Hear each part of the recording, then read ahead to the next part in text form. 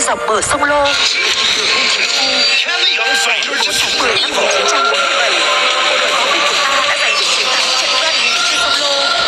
Quân thủ lui, nhân dân về bờ hân hoan mừng chiến thắng, hò nhau dừng lại sống làng. Trường ca sông Lô đã ra đời ngay sau chiến thắng ấy, trở thành một tác phẩm vĩ đại của âm nhạc kháng chiến, tân nhạc Việt Nam. Iron Kung Fu Fest. Carry your fighter to defeat evil.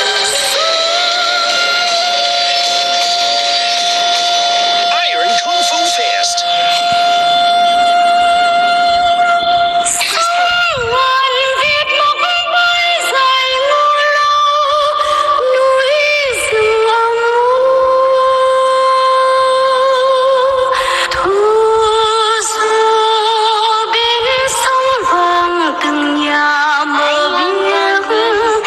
Chim một màu